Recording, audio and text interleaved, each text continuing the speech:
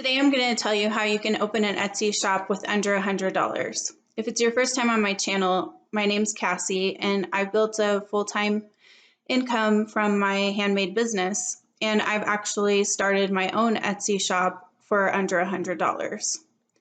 I'm on a mission to help other women do the same and build a business and life that they love.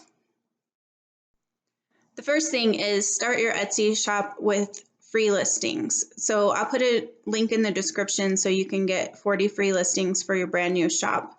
And you also have the option to get a referral code and refer friends and earn free listings that way as well.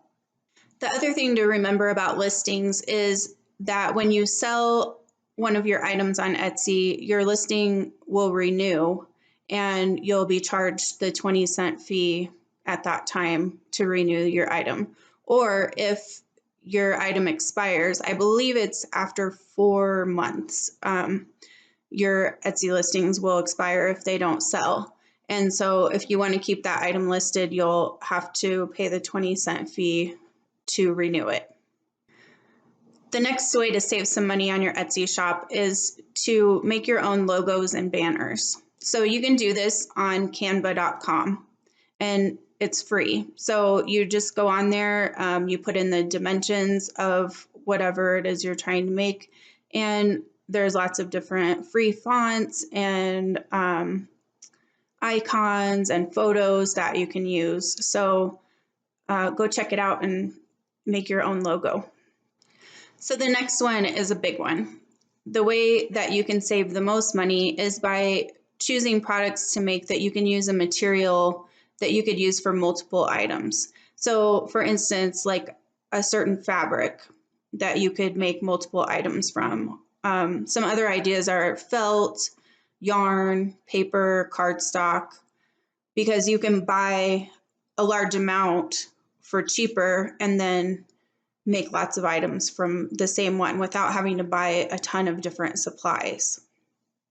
The next one also ties into that, and it's find something that you can make from scratch rather than decorating something that you have to buy.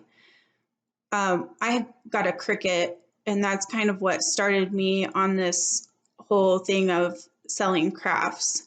There are so many things you can make with the Cricut, but a lot of the projects that people get into are vinyl. And those are really cool, except for you're decorating something usually that you have to purchase. So like wine glasses or tumblers or t-shirts or something like that. So I would go with something that you can just make from total scratch, like buy some yarn and crochet the whole entire thing, because that's going to cost you way less money than having to buy a bunch of inventory and have it sitting there. Give me a yes in the comments if you think this is going to be helpful for your shop. Next step is find some trendy or seasonal items that you can sell so you can start getting sales right away.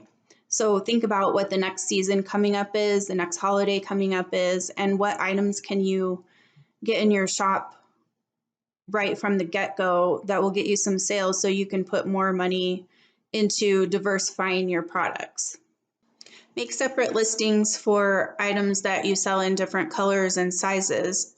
So you don't just have to only have those options available in the one listing. You can make separate listings so you have more exposure on Etsy and you have more ways to market your products as well without having so many products. Another way to save money is to take your own photos and use the equipment that you already have. I know people constantly say you need to have great photos, you need to have great photos, and that's true.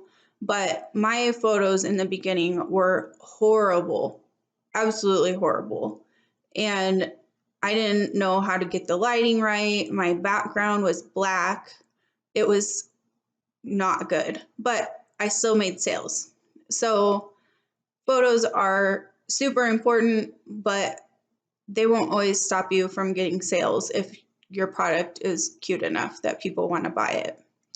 So just do the best that you can with what you have. Don't feel like you have to go out and buy a camera. Don't feel like you have to hire a photographer. Like, just do as good as you can, and you'll improve as time goes on. You'll learn more about the lighting and backgrounds and all of that stuff as you start taking pictures of your products. So don't stress about the photos and just do your best. Another way to save a lot of money in the beginning is by printing your own business cards and inserts for your packaging. So you can buy printable business cards and they have like perforation, so you can just tear them out, or you could just even print on cardstock and cut them out yourself. But saving that extra money will allow you to be able to start your business for under $100. And lastly, be sure to keep some money aside for shipping and packaging your first products.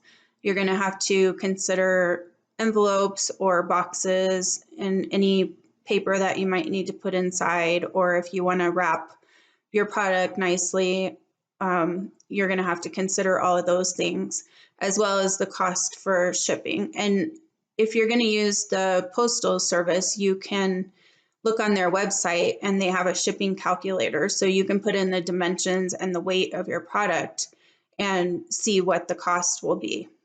And actually on Etsy, if you print the labels through there, it's a little bit cheaper than if you actually take it to the post office to ship. So consider that too.